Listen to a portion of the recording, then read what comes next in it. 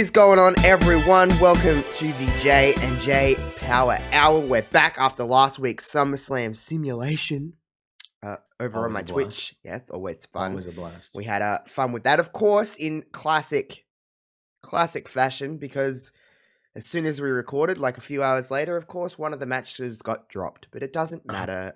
It is what it is. Who gives two shits? But we're going to talk SummerSlam today. We're going to talk a little bit about Raw and talk about we haven't had an episode since Triple H and Stephanie and all of that happened. So I'm sure that'll come into the conversation at some point.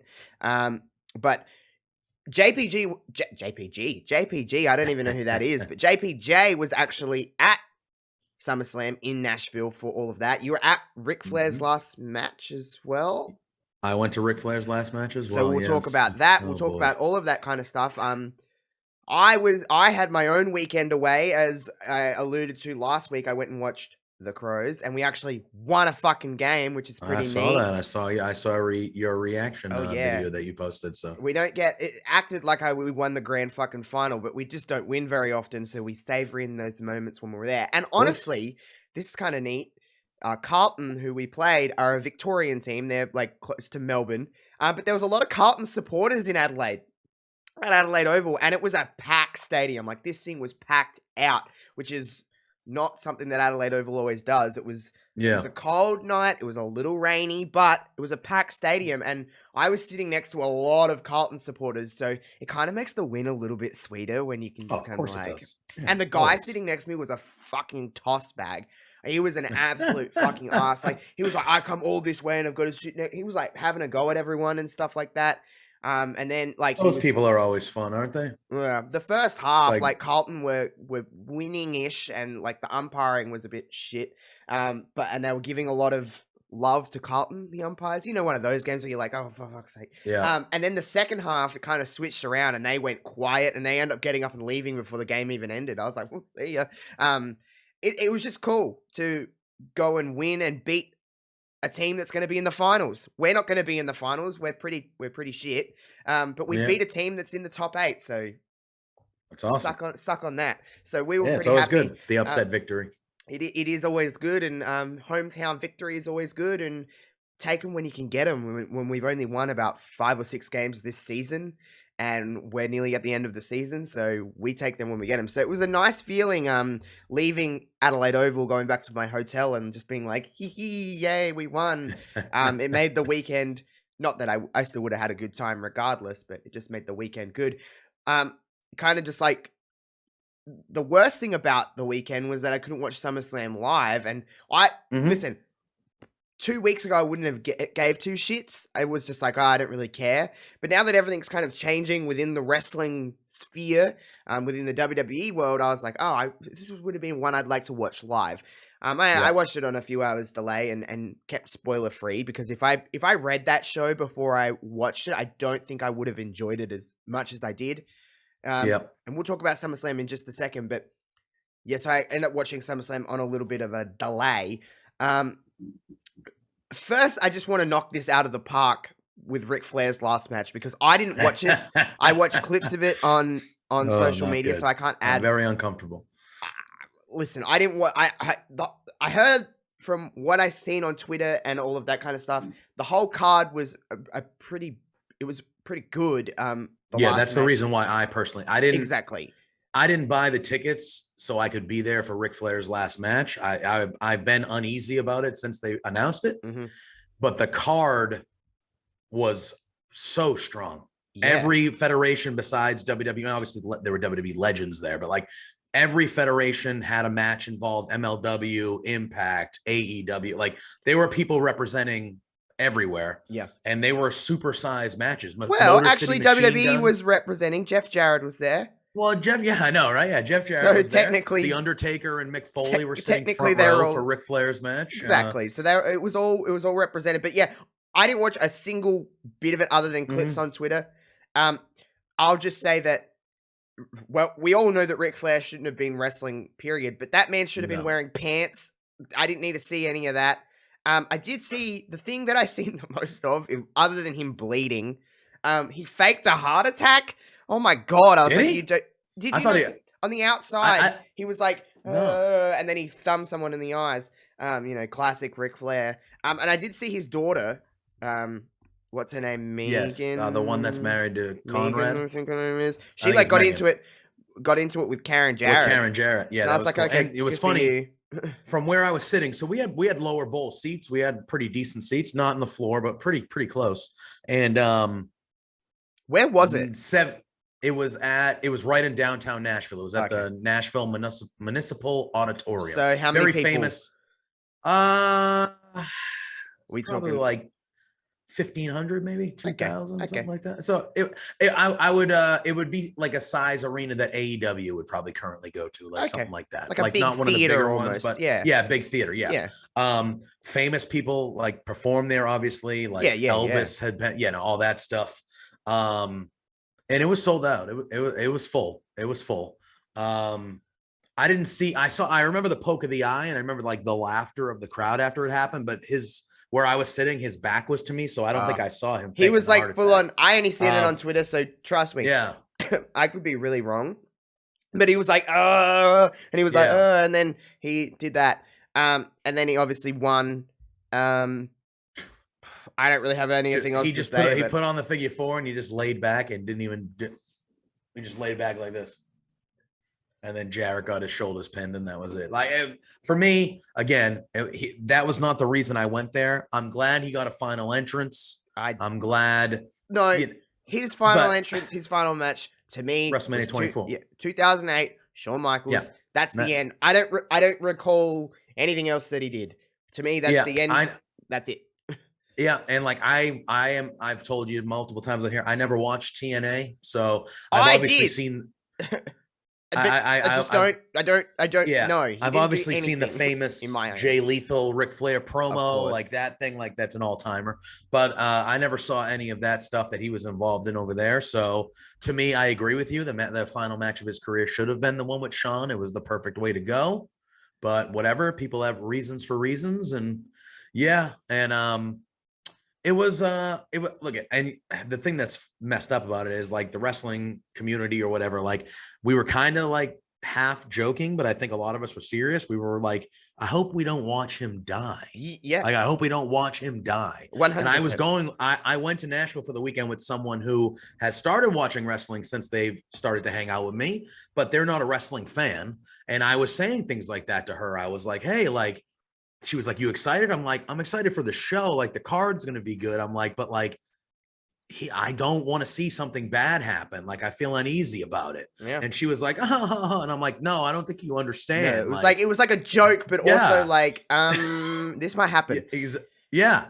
And then it was, he went in there at the beginning, he did his chops, got his woos, did the strut, things like that. But then he took a suplex from Jarrett, and then he's bleeding, and like he was moving slow. And at one point he tagged in Andrade, where Andrade did most of the work, as you would expect that to be the case. But like Rick was literally like, he wasn't even standing in the corner. Like, he was laying down like this, bleeding, but like just like this, holding on to the bottom rope for like 5 minutes. Ugh. And it's just one of those things where like the action's happening in the ring. Andrade's doing his thing. Jay Lethal and Jarrett, it was still moving perfectly. And Jarrett looked good in the match too. So like they're all doing their thing. And Rick is just like laying there. And the ref went over to him at least 3 or 4 times to be like, hey, like, you good? You good? And then all of a sudden, it was just very like, I don't know. It was uneasy. Yeah. I can't add anything else to it because I didn't watch it, but I didn't have any interest in watching it. I was like, I'm okay. Let's move on to SummerSlam, because that's the real meat and potatoes of what we're kind of discussing here. I mean, again, 2 weeks ago, I really wouldn't have cared if I missed SummerSlam. I was just like, same old, we're just going to get the same old bullshit. But obviously, everything that's kind of happened in the last couple of weeks, week and a half, obviously Stephanie McMahon is now the official chairwoman and co-CEO along with Nick Khan of WWE. And Triple H is the head of creative. Now, I always... everyone's going to be like, oh, you're just saying that now that it's happened. No, listen, you can ask anyone around me in the last 5, 6, 7, 8 years. I've always said that Stephanie will be the chairwoman and Triple H will be the kind of the guy that runs the wrestling part of things. I'm not saying that either couldn't do either job. They probably could. Obviously, Stephanie, really, when you think about it, has more experience in the wrestling business than pretty much anyone in that whole room, in the whole company, really, when you think about it, because she's been basically since birth, she was around wrestling. But I've always said that I've been a huge Stephanie McMahon flag waver. I've always been someone that's like Steph. I think she has talent, seems to really love her from everything that I kind of read, and obviously I don't know, but everyone seems to have really high regards when it comes to Stephanie. And to have the name McMahon still attached to WWE, I think is important to Vince. Not that his opinion really matters anymore, but I think it, at least to the foundation of WWE having that name associated with WWE's, it's just that little part. But Steph is kind of she's the businesswoman, and she's literally the face of what the brand is now. She's going to kind of just take on a much higher role. And then Triple H, we've seen what Triple H can do with NXT. We know his mind for wrestling, and at his heart, he is a wrestler. So he always has that kind of intention in his brain. Now, obviously, last week's Raw was his first official show as head of creative, but I think a lot of us knew that let's just get to SummerSlam and then see post that, because you can't. One thing that I really love about Triple H, as opposed if this was the other way around, is that Vince and his team would change just to change. Just be like, I'm Vince, I'm changing everything. Forget what happened last week. Triple H did the opposite. He was like, well, we're not going to just run away from everything that we're doing. Let's try and fix some of these things and try to see what we can get out of it. Because a lot of us, I would assume, would go, oh, that means that people like Ciampa won't be associated with The Miz and all of this stuff won't be going on. No. Triple H is like, no, we're going to respect what's kind of going and let's see where these stories can kind of head. Now, last week's Raw, while I don't think it was perfect, it did have a different flow to it. And I was like, okay, there's a little bit of a difference going on. The pacing was much, much better. Even if some things were a bit still like, oh, we're just getting to SummerSlam, it was better. Now, SummerSlam was just a wonderful time. A really, really good show. I thought it was great. No, I thought it was very good. There were things, obviously, it wasn't perfect. There were things, and we're going to, we'll kind of go into this, but it was like, just it was a good time. Now, Becky and Bianca, I think we said this on our simulation last week. I think I even posed the question to you. Can they top what they did at WrestleMania? Like, as in terms of, like, feel of just the moment that it was and the actual match itself. Now, while I don't think it eclipsed WrestleMania, the match was still really good. Very good. Like, I thought really it was good. The best match of the night still. Not only that, Becky wrestling with a fucked shoulder for majority of that match is just like, well, Becky Lynch is, we're going to talk about this, but the man. Now, before we get to what happened after. I was going to say, because in totality, I think if we're looking. The moment makes it bigger, but the match itself, what did you actually think about? Good. Like, ring, ring, ring to ring, ring, ring, bell to bell. Do you think it eclipsed WrestleMania in the sense of match quality? I think Mania is their best match. So that's how I feel. I don't think this one was far away from it. No, it was not. And I think if Becky had both shoulders working, they might have eclipsed it. I bet you they had the mentality of eclipsing it going into the match. You know what I mean? But I thought it was very good. I still think it was the best match of the night. I still think it was the best match on the show. There were other good matches that we'll talk about, but I do think it was the best match of SummerSlam still. Yeah. I mean, I just think I was expecting it to be the best match. I know last week on the stream, I said I was hoping it would open the show. It certainly was the best match of our stream. Oh, boy. Easily. Yeah, no, that stream was that had some duds last week. That had some duds. But I thought, I still think, injury and all, I think it was the best match of the night. I thought it was a very good match. I don't think it was better than the Mania match. However, with the stuff that we'll talk about now or momentarily and everything eclipsing it, when Becky stood side by side with Bianca, like when everything happened, I think that whole moment, if you include what happened afterward, was as good as the WrestleMania. You know what I mean? Like I had a certain feeling of like, holy shit, like this is not knowing that Becky's going to be injured and out and things like that. But Becky, you can tell this is a Triple H run company now, is because that, let's think about a year ago when Becky came back, beat Bianca in 26 seconds. I was always a proponent of like, if you're going to have someone to heel, this is the way to kind of run this story, because whatever, we don't need to get into that. However, a year ago, we were all waiting for Becky. Like, come on, like we know that she's ready. She's obviously had Rue, and everything's kind of moved on past that. She's posting teasers. Like, we know that she's ready. Only Vince McMahon could come back and say, you're coming back as a heel. Now, this last year has been fun. Becky's done a lot of fun stuff, and I think she's a great heel. However, it was against the grain for us to boo Becky. And even in this last year, I can't think of the amount of times where the crowd really booed, like full booed Becky Lynch outside of WrestleMania with Bianca. Now, I'm not saying that Becky's done bad work or that anything was necessarily done wrong. I'm just saying that it was really like, you had a very cool babyface story to come back. Someone we've never really seen on a big scale, a woman come back from pregnancy in the like in WWE, because it just wasn't what it was, you know, when other women were having babies. To have that story come back and be like the babyface that comes back and is like, oh my God, I'm a mom, I'm a hero. It's kind of like what everyone was expecting to do. And Vince is a very like, well, if you're expecting that, we're not going to do that. Just for pure reason of we're not going to do that because you think that's going to happen. Triple H within a week has gone, well, fuck that. Becky's a babyface. Let Becky be cool. I know obviously Becky's hurt now and she's going to go away, but the foundation is laid for her to be a babyface when she, you know, she's the man again. She said it on Raw.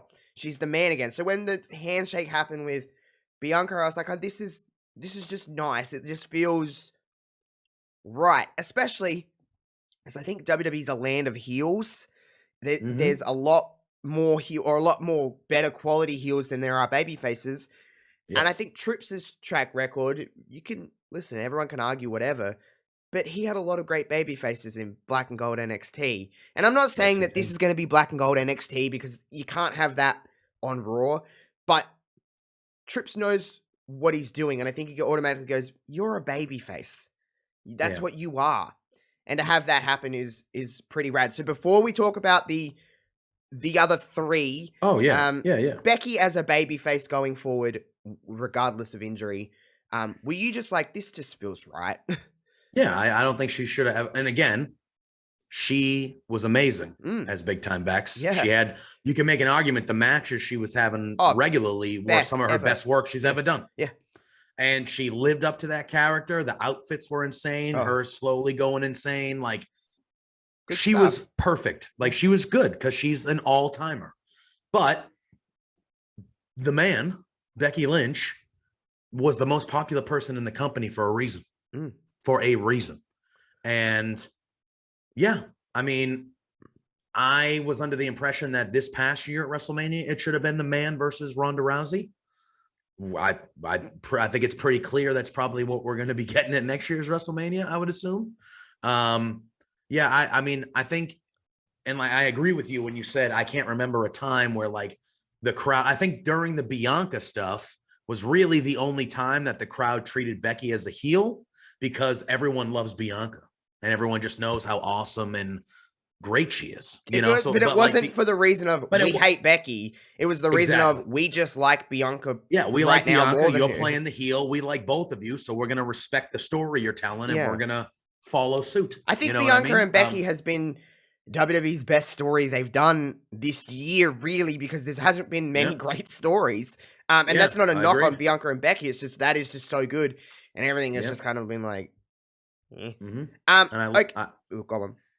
I was going to say, I loved, after, not what we're going to about talk about, but like Bianca on social media, she put a picture up and it said, started with the handshake, ended with the handshake. And then Becky said, she is what she says she is. Yeah. She's the I just think that you know, and we're going to talk about what happened, but like the handshake before the other things happened, that sign of respect to each other on social media, like it's just, it makes you feel good. It makes you feel good inside. Like, yeah, like cool, man. Like, yeah, that was a good year-long storyline, even though the beginning was questionable by a lot, but it was just a perfect ending to that story. You know what I mean? Yeah. And it feels right with the man coming back around. The man is back. All right, so Bianca obviously had the handshake, and then Becky kind of gave her the floor to be like, hey, celebrate. Then we had Bayley's music. Now, we have been saying Bayley's going to come back since the fucking Royal Rumble. We're like, Bayley. And I think this isn't ruining the moment at all, but I think everyone was like, well, Bayley's coming back soon, so it's just a matter of when. It wasn't completely unexpected. It was still unexpected in the sense of like right now, but like it was like, cool, Bayley's back. She's obviously like huge monstrous reaction comes in, and then she automatically does this to the crowd. I'm like, okay, we've got shitty fuck around Bayley, and that's fun because Bayley is. We wouldn't have said this 5 years ago. Bayley is best when she's a heel and she's just being an idiot. It was just cool. I was like, okay, cool. The music kind of died down as she was on the ramp, and I was like, all right, we're just going to get like a wave, and then I thought we're going to cut, and that was the end. I even started to walk out of the room because I was like, okay, I'm going to go to the toilet, you know what I mean? Like, it's just time to get out of here, and we're going on to the next segment. And then music played, and I was like, this out of the three was the most shocking to me. I agree, was like, because she was out of here. She was released. See you later, bye. You're done. Dakota Kai's music hit, and I literally, which I don't really do that often in wrestling, went, oh my God. Like, you're the last person I thought we would see today. I mean, we've had many conversations about Dakota. Dakota's great. She is, she should have been on the main roster years ago. Agreed. She should have just been, you know, whatever. But Dakota comes out, and I'm like, we got a cool little thing. Now, a little part of me, when the music died down again, I'm like, is Sasha Banks about to come out right now? That's what I thought. It's like, because Bayley, obviously, I didn't think it would happen, but a part of me was like, whoa. I thought at first when she stopped, I thought the same as you. I was like, oh, are they just going to like cut to like a vignette? Because obviously the history between Bayley and Bianca, I'm like, Bayley never got a title match that she was going to get. So when I heard music, and I was like, oh, you know, I had the same I lost my voice when Bayley came. I was like, oh, you know how I feel about Bayley. My favorite, like, I was like, Bayley. Oh my God. And then the Dakota Kai thing was crazy. The very intro to because Dakota changed her music slightly in NXT before she left, the very intro, I was like, that music sounds so familiar. And then they're kind of like, and I was like, holy fucking shit, that's Dakota Kai. Yeah. And I loved it. I loved how they kept her music. Yeah. And they kept, she's her.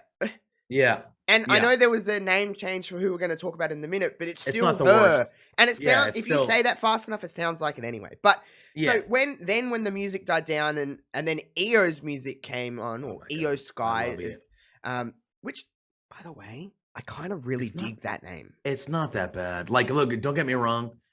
If it was somebody else, this wouldn't have happened. First of all, and second of all, of all the name changes we've gotten, Io Shirai going to Io Sky is not the worst thing of all time. Listen, from a business perspective, I actually understand name changes. The problem was never a name change. It was what they were changing their names to. Correct. Like Butch. Like, what the fuck is that? But Io Sky, I'm like, well, you still call... Who really ever said Shirai? You said Io. Oh, I refer to her as Io for the most part. It's... What? Oh, hey.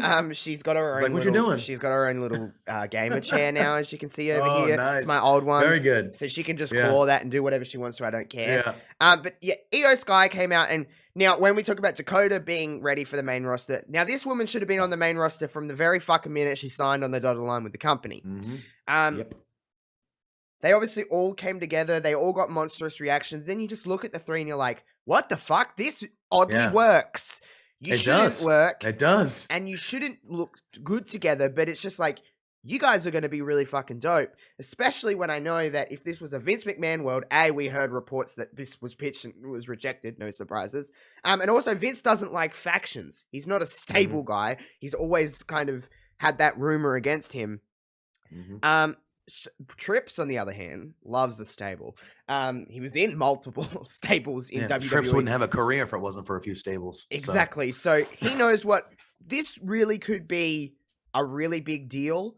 We're going to talk about, we may as well talk about Raw with them anyway, because a lot of Raw was this anyway. So we'll just kind of tie their part into this. But they were fucking everywhere on Raw. And I mean that in a good way. Raw had a magnificent pace. Do I think Raw was the perfect show? Absolutely not. No show is perfect to me. There's always work that can be done. But from top to bottom, Raw felt really nice. We'll talk about the United States title stuff in a minute. But just in the, with whatever their name is, they alluded to Control or something like that. Yeah, I don't know. It'll be something around that. Yeah, they obviously took out Becky, which kind of is a really nice way to really write Becky off. I know that you obviously heard it in the thing, but to write Becky off for a couple of months is that to me is Triple H tying loose ends. Yes. Which we never had before. No, because half the time you would see somebody for 1 week and then you wouldn't see them for 2 months and you didn't know where'd they go? Where were they? They would just disappear. Now it's like, okay. And one little subtle thing about the Becky Bianca stuff before they took her out was I loved Becky after she kind of gave her moment. Bianca comes out, acknowledges her as the man or whatever, and she goes, "Hold it down, B. Yeah. I'll be back soon." Yeah, just that little subtleties. That's all we've asked for. That. I've never asked for this intricate, beautiful stories that have to have all these layers. I'm just just little things. Me. Man. Sometimes you need to literally scream it at us for us to understand what's going on. And it's just that. That is the stuff that I'm really excited for. It made Becky sound like. It made Becky seem like a real human. All right, hold it down, girl. I'll be back. Also, something else I loved about, especially you noticed it in this segment, they were talking like themselves. Yes. Obviously, there's Rollins points during his promo. Obviously, there's points. There's points they have to hit, and I understand writers and stuff like that. I'm not against writers in wrestling. It's a television show. Go for it. If you want to have them, go for it. But clearly, there's some points they have to hit, but I just noticed in Becky's promo, I'm like, wow, this sounds like a Becky Lynch. This sounds like Becky talking to me. Bianca, especially because there's a lot of white men writing for a black woman, and they're making her say words that they think that black women would say, but they're actually not saying. Bianca, they feel more organic, and they feel more real, and a little bit more free-flowing. That is the number one thing I took away from Raw. It's just promos sound much better. Yeah, much better. I took away that. I took away that there was no piped in crowd music. Which crowd is great. Voice. I would rather a dead crowd than no crowd. Fake crowd. People made arguments of how that crowd could have been better. I agree. However, and I think this is a deeper talk when we get to the Raw part of it, but a lot of us WWE fans have been conditioned to like a certain type of wrestling we see on television. Last night, we saw wrestling on Raw that we haven't seen, the type. We had two triple threats that were both excellent. We had Io Shirai and Bianca, which was excellent. We had Ciampa and Styles, excellent. We had good wrestling throughout that whole show, and the matches were long because you got 3 hours to fill. So instead of filling it up with bullshit, why don't you fill it up with good long wrestling matches? And that's what we saw last night. Everything mattered. Whatever I was watching on that show mattered. And correct. I know a lot of people are like, "Oh, they saw DQ." Listen, DQ finishes. They made sense at least. They weren't just there to be there. It was for the betterment of the story, and I'm willing to pocket that for now. And again, we could talk about this in a month and be like, okay, all we're getting is the same bullshit. Cool. Correct. Then I'll have that. Then I'll lean into that. But for the betterment of the story, they were doing things. But we're going to talk about more of Raw. But just with specifically the ladies, with the women, with the ladies there, with Io and Dakota, and that they had two backstage promos with Sarah Shriver. They came out and took out Bliss and Asuka. Yep. Which obviously it looks like we're maybe going with some kind of 6-woman tag, probably at Clash of the Castle. Can I tell you what I think the long play might be? I think at Survivor Series we're going to get a ladies War Games match, which is fine by fucking me. I think so. Under a Triple H W. Something I did notice. Again, we're going to talk about more of Raw in a minute. But something I did notice and feel, I really feel, and it could be me being naive, but I'm like, when I was watching the triple threat matches, I was like, wow, anyone can win. Mm-hmm. It feels like anyone can succeed within this new direction of WWE. Under Trips, he's giving people opportunities, and like I didn't automatically go, well, that person's winning and this person's. It felt different. It just felt really different. But the overall pace of Raw was. But specifically when it came to the women, they dominated the whole first hour of that television show. They dominated. First two. Exactly. And it felt like there were as many women's segments as there were men's segments throughout the whole show. And I thought about, in general, I'm not going to say every woman on the main roster now, but a lot of these women in the main roster, Triple H had a lot to do with them. Well, when they were in NXT. Let's look at every woman that was involved on Raw last night. Bianca Belair. Yeah. Just say yes NXT. Or no. And yes. Becky. Yes. Asuka. Yes. Alexa Bliss. Yes. Dakota Kai. Yes. Io Sky. Yes. Bayley. Yes. Triple H was essential to their beginnings of their WWE life. All of them. He knows who they are. He knows their strengths. He knows what they're good at. He knows their weaknesses. And he's in charge of the main show now. And two things that we know that about Triple H from when we loved that NXT was Triple H gives a fuck about women's wrestling and he gives a fuck about tag teams wrestling. And those are two things that Vince did not give one single fuck about. And Triple H knows this Raw. Even the girls on SmackDown that we'll hopefully see on Friday, a lot of them, if not all of them, maybe besides Natalya. But Triple H gave Natalya an opportunity to put someone like Charlotte Flair in the fucking wings that she has now. But if you look at the other women on Raw, were they a part of NXT? Dana Brooke. Mm-hmm. Yep. Doudrop. She was a part of NXT UK, but I mean, it goes with it. And Triple H was still in charge. Nikki ASH. Yep.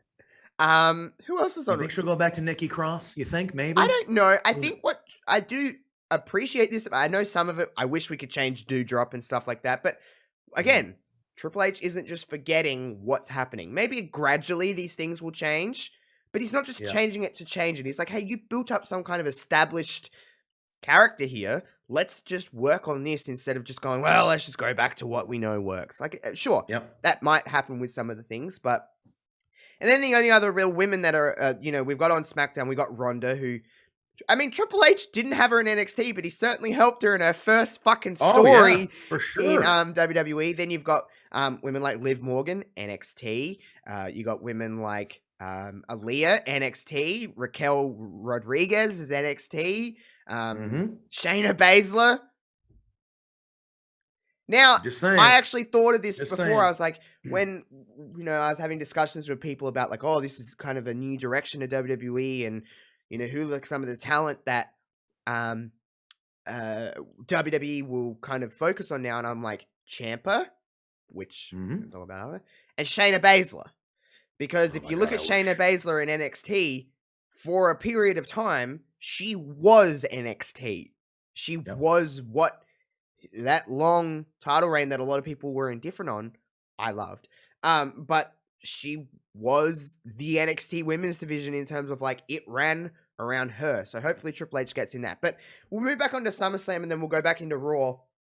I think we're not going to run down every match, but it'd be silly not to mention Logan Paul and The Miz, just purely on the fact that now I don't think he's fundamentally the best wrestler in the world, but Logan Paul certainly has a natural he was good ability. Again, he does some shit that I'm like, okay, you're gonna get really good, and you can tell that he's enjoying it and he gives a shit, which is nice. I mean, personal feelings aside on how you feel about objectively Logan Paul, is like, but as a wrestler right now, which is weird to say that, which is, by the way, a word that we heard in the last couple of weeks in WWE is wrestling again, and fans, and just little Michael Cole was a godsend at SummerSlam. Okay. He's probably the person that's benefited the most from this. So I still have not watched it back with commentary. Especially the last man standing.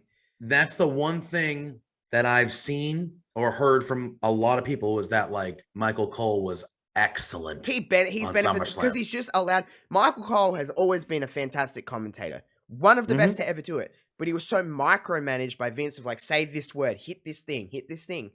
And why I don't think that's always necessarily bad to hit your marks. It takes away from that natural flowing of just what you're reacting to. And Michael Cole was just reacting to the match. We'll talk about Last Man Standing and his involvement in a second, but obviously Logan Paul and The Miz is what we're kind of focusing on now. Maurice was involved, which I know Maurice wasn't on Raw, and I know obviously she probably isn't interested in a full-time gig with The Miz, but she adds so much to The Miz. I thought the three of them in those outfits looked amazing. They look great. I thought they looked amazing. I loved how she was leading them, like she was in front of them as they were walking down there. I like that little touch as well there. But and shout out to The Miz, man. Miz is the best. Perfect guy for that role. Perfect guy for that role. No, I'll say perfect guy for nearly any role. Literally, and I think that's why he was given that role, is because they know he's going to do exactly what they need him to do. He's going to make it look good. He's going to be safe. He's good at everything. I still don't understand why. And, I know they even did it with that social video that Logan Paul did. I don't know why they're making him a babyface. I don't know why. He'll be other than that, surely he'll be a heel at some point. He will be. But other than that, the dude's got it. He's got it clearly. Clearly has it. He looks the part. Yeah. That was his second professional wrestling match, first singles match, and it was one of the more entertaining matches of the night. That frog splash onto the table. Oh my god, that might be the greatest. Might be the greatest table, top rope to table bump I've ever seen. That's going to be a video that we see for the rest of time in WWE, a highlight. Really good. Really good. It was incredible, and it definitely. The crowd was already jacked up, obviously, at SummerSlam, but the crowd went to a different. It was, the whole time that crowd was feeling good, and my section ruled. The only thing that I'll say is that Miz doesn't know how to take his own fucking finishing move. He landed on his side.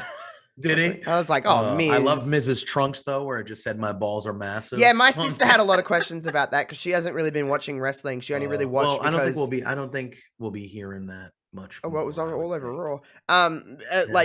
My sister doesn't really watch wrestling anymore, but she obviously seen what happened. She's like, I'll check this out. And she was like, why is that a thing? And I'm like, let's not even go there. But Miz has got it over, so I will say that. Good for him. But yeah, that match was really fun. I know we're kind of skipping into little bits here, but I do want to talk about, because we'll focus on this a little bit, is Liv Morgan and Ronda Rousey. Out of everything, that was the shortest match on the card. The thing I like least on the card as well. Big reaction for Liv. Big reaction for, Ronda always gets big reactions as well. Yeah, but Liv got a really good pop. Yeah, and I was like, that's good, because there was a lot of, if this was prior management, I would have went into this match thinking that really probably Ronda's going to win, because they like to do that a lot. Liv won. We don't really need to talk about the match too much, because there's not really much to dissect. We'll just talk about the finish. Obviously, the finish happened, and it was the armbar roll-up, and Liv tapped maybe slightly before the 1, 2, 3. The referee saw the shoulders. Ronda snapped. Ronda turned heel, which is what we all wanted for a long time. Is Ronda should just be a heel. Be that, I don't think there's any argument as to the outcome of that. Is that Ronda Rousey is a heel, and she's better in that heel role. She beat up referees and Liv and all of that. I think the thing that people were most annoyed at. Now, I'm a little bit more, again, the naive me is I'm willing to see where this is heading before I really judge this too much. But I think a lot of people this makes Liv Morgan look really weak. Yeah, I'm one of those people. Now, what was the vibe? The crowd seemed pretty interested in this from the get-go, because I will say, I don't mind that this match was a little shorter, because it was pretty full on from start to finish. All right, so first things first, the length of the match. How did you feel about the length? Were you annoyed? I thought it was. I didn't expect it to be. I expected it to be a shorter match. I don't think any of Ronda's matches necessarily go super long, unless you're sharp. Yeah, exactly. I expected it to be. I thought it would go longer than 4 minutes. Was it only 4 minutes? But I think it was 4:11 or 4:15. It was quick. Okay. But I thought the length was fine, especially for what the match was. The match literally was Ronda beating the shit out of Liv Morgan, and Liv Morgan basically one-upping Ronda to an extent. Without the tap, it would have been. The tap kind of muddies things a little bit, which we'll dive into. But I thought it was fine. I expected it to be under 10 minutes, but I thought it would probably get double the time than it probably did. But I think for what it was, like you said, it started and it was just go. Like there weren't any slow parts. You know what I mean? So yeah, I felt like it was a little too quick, but I thought it was okay. Liv, they really, I think what their idea is that Liv needs to be the underdog, which is fair because she is. But that's why she should have just held the brief. I mean, not that this was under the Trips management, but if she was just holding the briefcase and built as the underdog, that cash-in would have been so much sweeter, and then you could have done what you needed to do. But she's champion. So they're trying to do the whole thing of, like, the champion is the one that is at the disadvantage here. Like, the champion's the underdog. The champion's the one that's not going to go into this as the favorite and all of that kind of stuff. Here's where I lie with it. Again, I'm looking at it more of like, okay, where are we going with this? Let's see before I really judge it. But, okay, the tap and the roll-up.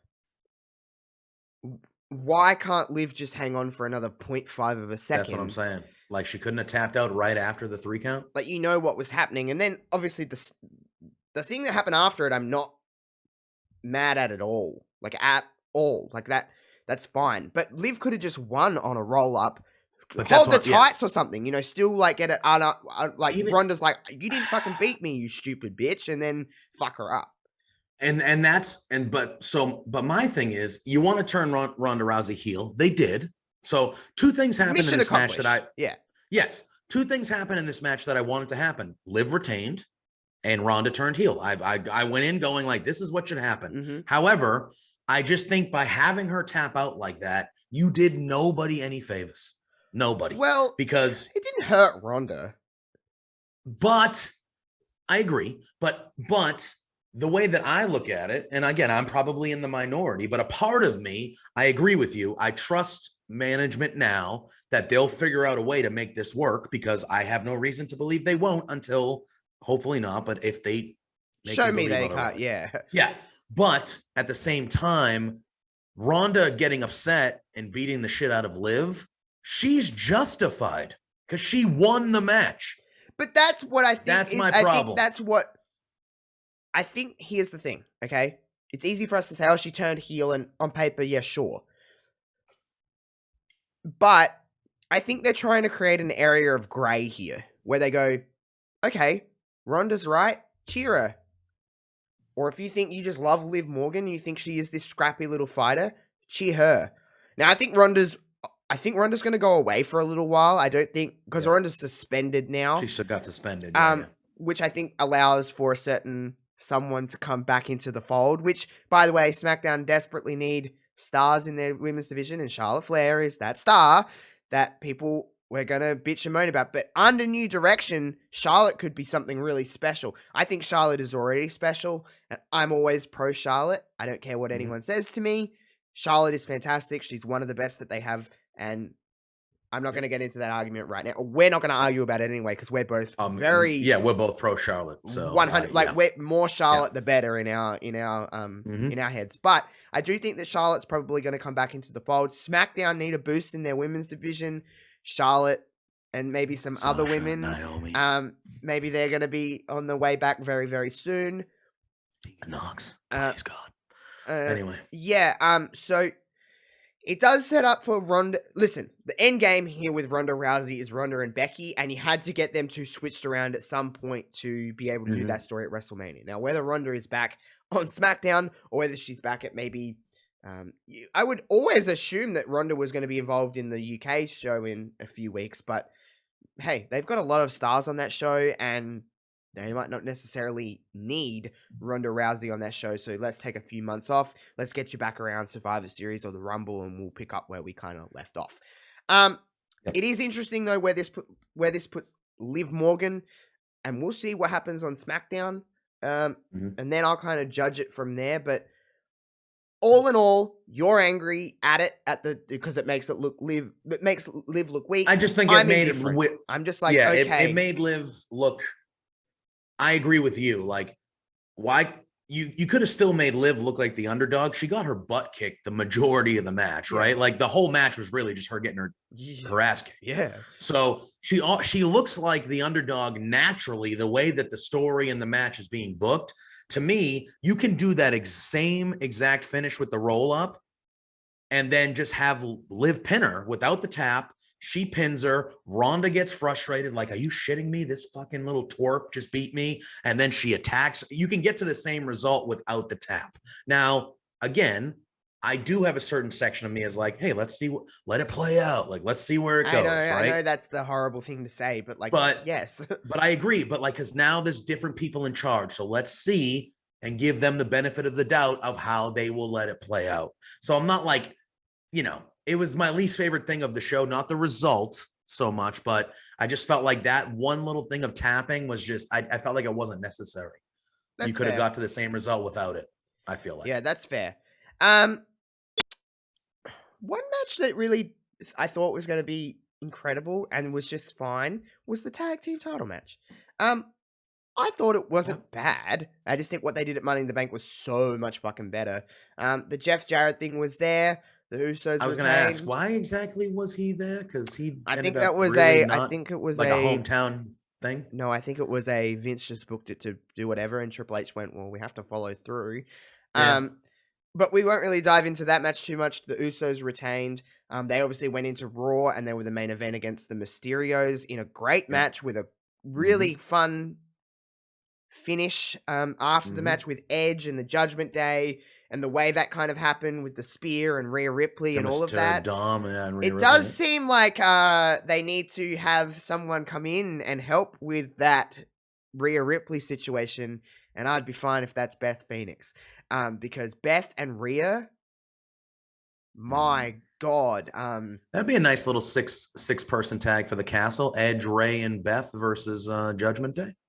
I would be more than fine with that. Or let's just have Dominik, Ray, and Edge and have Rhea fight the guys. Because she can clearly do that. I'm okay with that, too. Did you see, easily. We'll talk while we're here with the Judgment Day.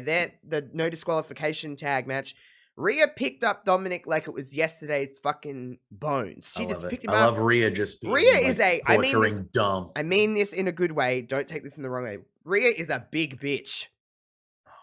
She is everything huge. About her. Everything about her. If I got into a fight with that woman, she would break me in fucking pieces that I've never thought I could be broken into. And the simps love her on the internet. Oh my God, it's hilarious. She leans the fuck into that. She was like, Dom out here living your dreams because she had her legs around his head. I was like, you know what you're doing, Rhea. Did you see that video of her that's going around of her in her car? She's like driving. Someone was filming her like just driving from the building, and she just looks at the camera and she just goes, she's so cool, and she's an Adelaide Crows supporter, so I like her. She's another one that Triple H had a lot. Triple H loves her. She was like, she's another one. She is a loved one, and she is she's the ultimate package of what she is. The 2022 woman. She really is, and yeah, I would be, but if Beth Phoenix was to come back, I know that that's a match that Rhea's wanted, and Beth has said that she's wanted just two, incredible, strong women. Could you just imagine those two going at it? Like, if there's someone that can combat Rhea's strength, it's Beth Phoenix, who, by the way, if you've seen Beth Phoenix recently and you're thinking, or if you haven't seen Beth Phoenix recently and you're like, well, she used to be all this. No, she's still a beast, if not bigger than she used to be, in the sense of like just more jacked. It's ridiculous. So I do think that there's something there. But the Judgment Day no disqualification tag match with the Mysterios was pretty good at SummerSlam. I have no fucking complaints about that match. Edge come back, got a big reaction, come in and did the spears and all that, and the Mysterios won at SummerSlam. Obviously, Judgment Day got the last laugh. With all of that, with Edge spearing Dom and all of that. That was a cool segment too. I really enjoyed all of that. The way that they did that was really fun. I'm like, okay, obviously it throws a wrinkle into it, right? Because like Edge reacted to spearing Dom, and you could tell for a split second he looked down and he was like, "Damn, I'm all right, damn."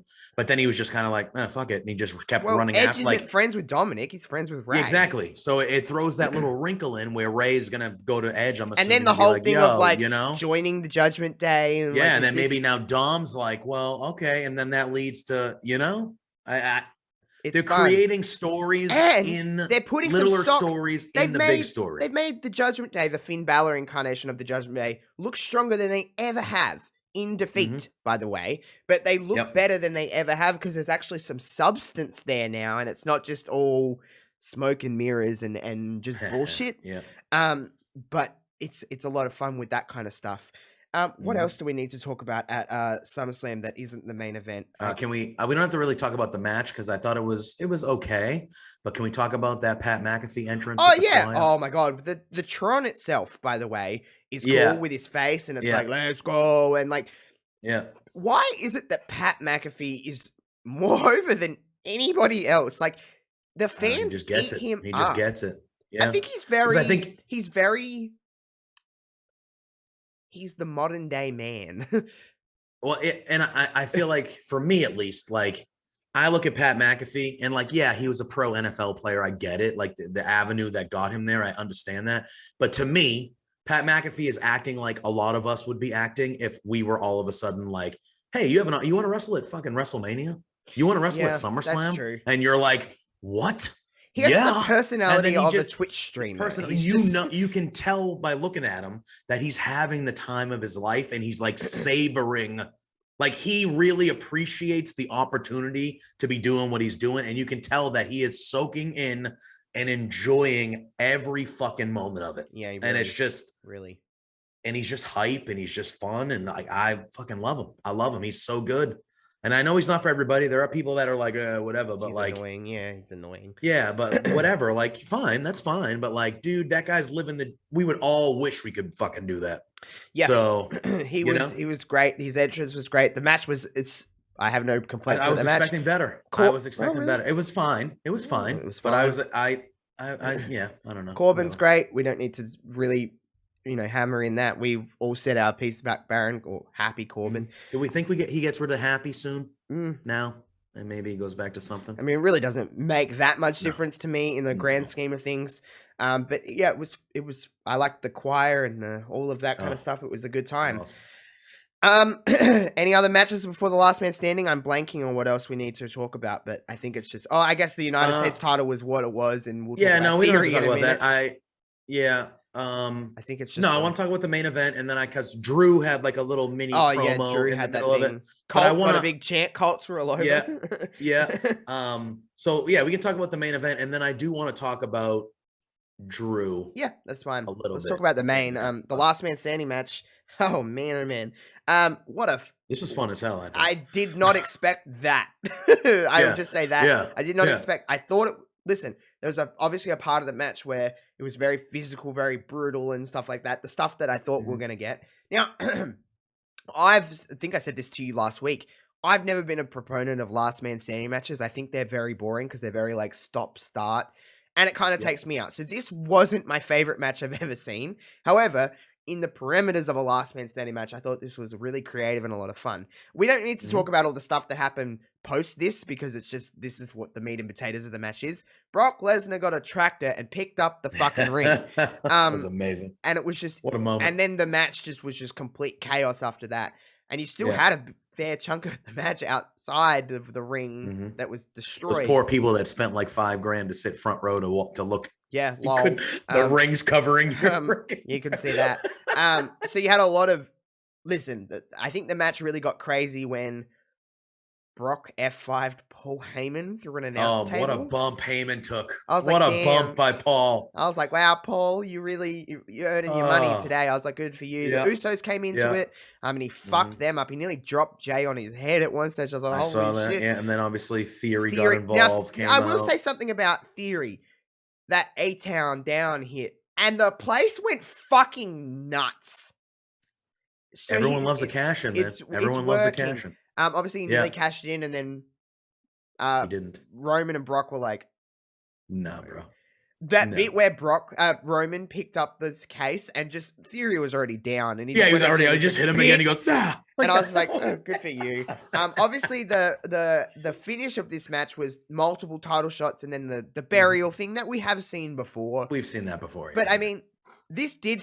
I know it's WWE, and again, it might be different now because we're so used to the formula, but it really did feel like a feather in the cap. Like, this is done. It did. Like, at least for now. For now. Like, wrestling is wrestling, and you can always go back to things if need be, but I think in this, at least for the next, WrestleManias and SummerSlams and for a few years to come, these two will be pretty separated. Yeah. It just felt like a nice, this is the end. Let's move on. Let's get to Roman Reigns. Roman Reigns, I seen a post yesterday on Twitter, so it's a little bit further now, but 931 days since Roman Reigns has been pinned, and he's over 700 days as Universal Champion, obviously not WWE Champion as well. But he is having one of, if not the greatest run, at least the greatest run in the modern era. I was going to say the modern era, probably. There's been no better run than what Roman Reigns, statistically. I'm not talking about like he's having good matches and stuff like that, but I'm not talking about like that kind of point of view. Like I'm just talking about purely from facts. You can't argue that he's won all these matches. You can't argue that he hasn't been pinned. You can't argue that he hasn't been champion for this long. Like Roman Reigns is having an era that we're going to look back on in 5 years and go, that was the Roman Reigns time, especially in this transition period of WWE too. It's the people that are champions right now are kind of the poster people for this kind of new era within the actual company, not talking about television. Well, television as well, but just like as a whole, like it really is under the Stephanie, the McMahon-Helmsley era is really running wild, and it's in its true form now, as opposed to in 2000. It really is the McMahon-Helmsley era really does reign supreme, doesn't it? Yeah. It's man, it is pretty crazy when we're actually talking about. We watched SummerSlam, and it was the first ever WWE pay-per-view that Vince McMahon was not involved in. That's pretty crazy. It's wild. I mean, and we touched on it a little bit when we were doing the simulation last week, but like this is uncharted waters for all of us. Like most of us is like, I don't know what a Vince-less WWE is. I've seen 2 shows and I've been okay with both of them, more than okay. More than okay. So I'm hoping it's, but my wrestling life was built on what Vince McMahon was giving me. Vince has been involved in wrestling in some way or another. There's always been a way to go, well, even when other companies were doing stuff, it's like, well, this is what happens when Vince, like we have to always compare it to Vince. Now it's not Vince, it's Stephanie, it's Triple H. It's really odd. And listen, pay-per-views were never a problem. So when we got out of the pay-per-view, I was like, that was good. I was like, but WWE have 9 times out of 10 producing good pay-per-views. That's never the flow and the pacing of pay-per-views have never been my issue with WWE. It's the television and Raw. Again, people were like, oh, I was waiting for this big moment to happen, all that. And I was like, no, I don't think you understand is that what a good Raw looks like, or what a good SmackDown just is that from, listen, 3 hours is still too long, and I do hope that eventually they go back to 2. However, from the start to the finish, I didn't want to go, oh my, this is dragging. It felt like everything mattered. Every single match that I watched mattered. Every single match that I watched was relatively good.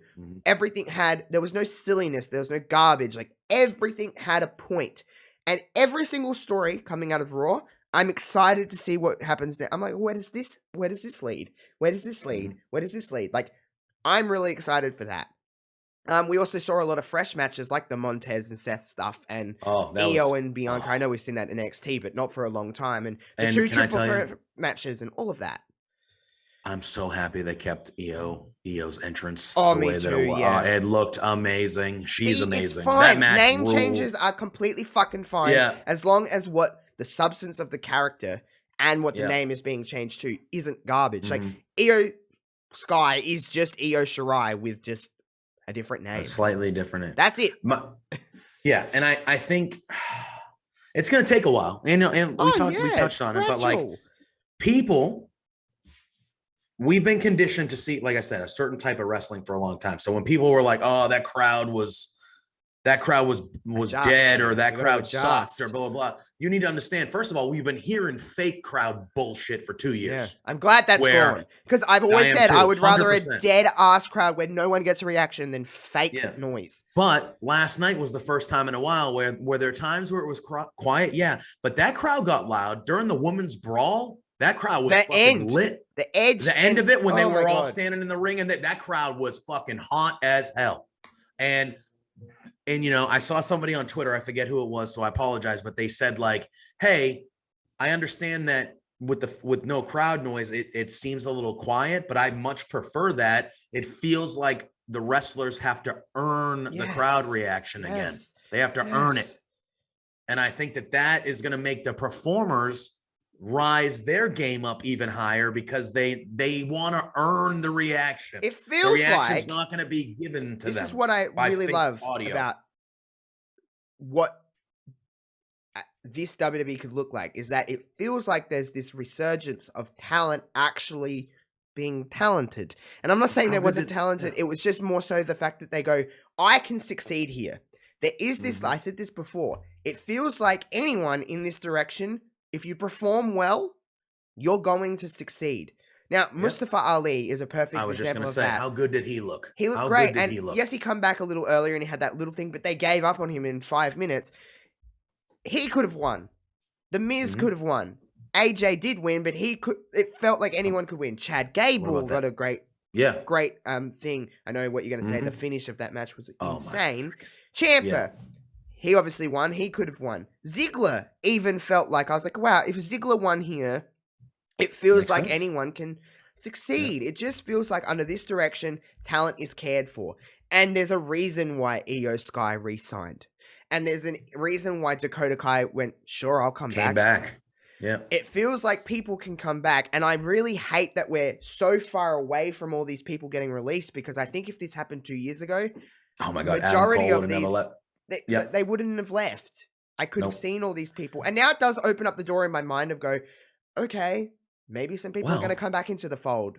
It is kind of cool to, it doesn't feel like things are impossible anymore in this land. I'm like, okay, we've still got a long ways to go. And I think we need to give all of this time. We can't just expect everything to change overnight and everything be perfect. We need to let things organically grow. And let's talk about this again in 6 months, in 12 months, in 18 months, and so on, and see how how hot this is really going to get.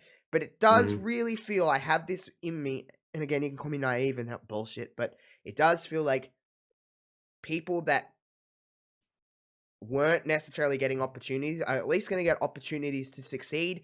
And it feels like they're contributing a little bit more to what is actually happening. The wrestling on Raw was different. Like the actual in-ring action was different. It felt a little bit more, I don't like to compare it to the NXT Black and Gold stuff, because I don't think that's what we're getting. But it felt like. It felt like wrestling mattered again. It felt like a main roster show with NXT sprinkles, which is stuff. Exactly what I think we want, because I think that is what we want. And I think they need to find a healthy balance, and it's going to take a little bit of time of like, do we go full wrestling here, like wrestling, or do we just integrate this and make this a 3-hour spectacle? And I think under Triple H's guidance, I think that can happen. I really do. Yeah.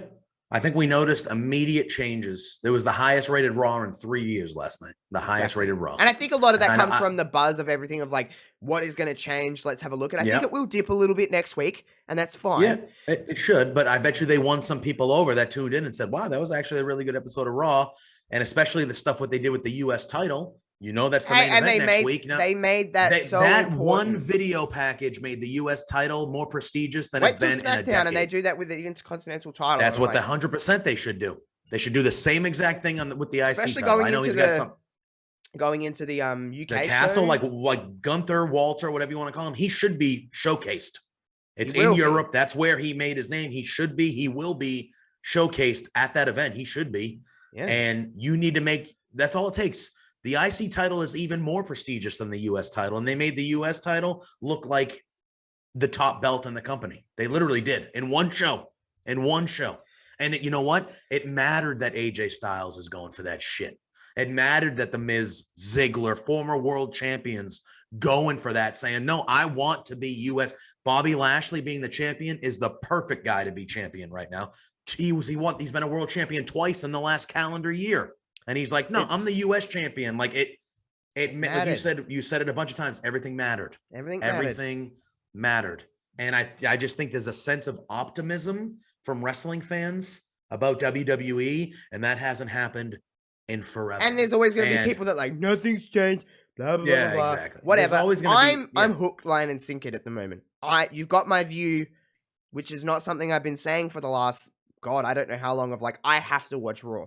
I have to watch SmackDown. I'm excited to watch SmackDown this week. I am too, yeah, because I want to see what he does with SmackDown, because SmackDown has been even more unwatchable than Raw these last 4 or 5 months. So I want to see what Triple H and company do on SmackDown, because SmackDown needs a kick in the ass too. And I think it's going to get it. And I really do have a lot of, again, optimism is a great word to use for this. I'm optimistic about what's happening. Yeah. I'm actually genuinely excited. Like, I'm like, okay, cool. I am too. Which is... And Raw's in Cleveland next week, so I want Johnny Gargano to come back. But anyway. Also, isn't the Ciampa's fighting AJ? Ciampa's going for the United States title, I should say. How great would that be if Ciampa pulls the upset and wins the US title? Who else is from Cleveland? His best friend, The Miz. The Miz, yeah. Candice LeRae, obviously. And in a WWE world, Johnny Gargano waiting out this kind of free agency with Triple H. Maybe Triple H was giving him some sprinkle. Hey, Johnny Gargano was him and Ciampa. Triple H had a lot of people, but him and Ciampa, that's the best story that NXT ever told. That's the best story that NXT ever told with those two. So Triple H has a certain spot for them. And if we can get Candice LeRae in WWE again, because I've always said Candice LeRae is one of the best wrestlers in the world. Okay, I'm fine with that. A lot of I'm going into it next week thinking that Lashley will retain, but if Ciampa wins, and then all of a sudden you have Gargano return to be the first, to be like, hey, remember me, bud? It just feels exciting, doesn't it? We're actually talking like actual things could happen, and it's not out of the realm of possibility. Yeah, and one more thing about Raw last night that I liked. NXT, they mentioned that Ciampa was a former NXT champion. They mentioned that EO was a former NXT. Triple H is... That's Triple exactly. H. I know, but that's a good thing because that should fucking matter. NXT, that should matter. It should matter that he's a former NXT champion. Is that when we had the graphics come up for Bianca and EO, and Bianca had all these things that she was the KOD on people. EO had in-ring action from NXT. They would have just not done that graphic at all in a WWE world. EO wouldn't have even been here. Dakota wouldn't even been here. I don't know how true the report is of this stable was pitched to Vince and then he rejected it, but I'm inclined to believe that to be true. Well, Bailey and Dakota are in real life, right? Oh, they're pretty good friends, I'm pretty sure. Yeah. Also, this opens up the possibility, JPJ, to EO versus Asuka. You noticed that they didn't touch at all. Yeah, I noticed that. Stayed pretty. That is going to be magic. Yes. That is going to be fucking magic. That a lot of people also, by the way, still out of everybody, Asuka nearly got the biggest pop on Raw. Yeah. They love Asuka. You know who Asuka was undefeated for? Triple H. Yeah. So just again, this is something that I really, really want. This would be the kind of the thing to wrap us out. But post Castle, we need a draft. A proper draft, not that bullshit where they change two people and disguise it as a draft. We need a draft. I did notice that there was no SmackDown people on Raw last night. I know the Usos, but they're undisputed tag team champions, so they are the exception to the rule. They float. Yep. We need a draft. We need a proper draft where we shake up people and we start this brand split, because I think in a Triple H WWE world, or whatever you want to call it, under his creative, it's going to be special. Like a draft, not talking about what we've had where they just come out and announce, let's do a draft lottery and let's have this respected as such. And I think that would be something they would do soon, because we do need a shake-up of some things. We've seen a lot of stuff, and I know Triple H is trying to do different stuff now with the rosters that he's got, but I do, especially... the women's divisions are very unbalanced. You've got a lot of talent on Raw, and there is talent on SmackDown, but I'm just saying there's far less. And really, when you think about it, it's like Liv's got Ronda, Liv's got Charlotte when she decides to come back. And even if Sasha and Naomi were to come back, it still is, there's still the drop between the top and the bottom is a lot. As opposed to Raw, when you've got a lot of interchangeable women that are you've got Bliss and you've got Asuka and you've got Dakota and Bailey and EO and you've got all these women, and then you've got SmackDown and you're just kind of you can't see a formidable program right now between Liv Morgan and Raquel Rodriguez. Like, no disrespect, but you just... I mean, again, and this again goes into toe. Like, do I believe Triple H can get Raquel Gonzalez or Rodriguez, to matter? Like you mentioned Baszler earlier, I would not be shocked if Baszler is immediately presented in a different, And I mean, with the Ronda thing and Liv and Shayna and, avenge Ronda Rousey, that could work. Because the fact that Shayna and Ronda haven't been associated really on television ever is kind of ridiculous. It's just stupid. It's ridiculous. Again, this is Vince McMahon going against the grain of going, oh, this is natural. We're not doing it because it's too natural. Triple H would lean into that stuff and be like, well, you guys are friends. Everyone knows you're fucking friends. So exactly, go for it. And that's where I have the most optimism is Triple H. I'm excited. I have way more faith in Triple H understanding what the common wrestling fan in 2022 wants to see way more than fucking Vince McMahon. And that's right. Triple H proved to me NXT Black and Gold, in my opinion, was my favorite wrestling product of the last decade that I was able to watch. By far, I know you agree. Yeah, I have faith in that guy to at least give him. Now, it ain't going to last forever. And if they start falling back to their old tropes, like, you said, then so be it. But I have faith in him. And from what I saw at SummerSlam and from especially what I saw last night, that most wrestling fans should be excited and we should be optimistic because I think there's a chance that we're in for a good fucking ride here, a real good fucking ride. And I think being someone, and I know you're the same, even though you're, 10 years younger, the reason why I love professional wrestling is because of WWE. WWE it's what I watched. It's what I grew up on. It's what most of us grew up on. Yes. And it's why I love professional wrestling. And for the last long time, 5-10 years, I haven't loved watching WWE. And was last night the most perfect show of all time? Absolutely not. But you know what? I loved watching that episode of Raw last night. And it made me optimistic that, hey, maybe, we'll see, but maybe sometime in the future, maybe the not so distant future, I'm going to actually love watching Raw and SmackDown again because it has been a fucking while. And I think that's where my excitement and my optimism comes, is because we come on here and we bitch about WWE, or on the other shows we bitch about. I don't want to bitch about WWE. I want to love WWE because I fucking have always loved WWE. Yeah. And now I feel like maybe there's a chance that I'll get fucking back to that. Yeah. And I agree. That's why I'm feeling the way that I'm feeling, which is very, very excited. Yeah. So me too. Yeah. All in all though, I guess we said it once, we'll say it again. The McMahon-Helmsley era reigns supreme. Long live the McMahon-Helmsley era. Who would have thought in the year 2000 that 22 years later would be saying the McMahon-Helmsley era? All those memes when Vince was first out. Really won. Yeah. Oh, it took 16 years. It took a while, but they won. Yeah, we won. Yeah, so, exactly. Weirdly enough, this will put a nice cap on this episode. When I first started watching wrestling, it was obviously like Alliance time, a little bit later, maybe. That's when I first remember watching wrestling. I know I watched before, but I can't remember. But, when I did my due diligence and went back in WWE world and back in the wrestling world and watched everything, the McMahon-Helmsley era, although maybe not looked at as like the height of the Attitude Era, that was my favorite stuff in the year 2000. I loved that stuff. Like, I loved everything that was happening around that time. You had, like, the Hardys and Edge of Christian and the Dudleys, and then you had Trish Stratus come in. Lita would just come in with S.A. Rios. You had McMahon and Triple H kind of, they were, reigning terror over her evil father and all of this kind of stuff. I love the McMahon-Helmsley era of WWE. I know that's a really, really odd, like, time.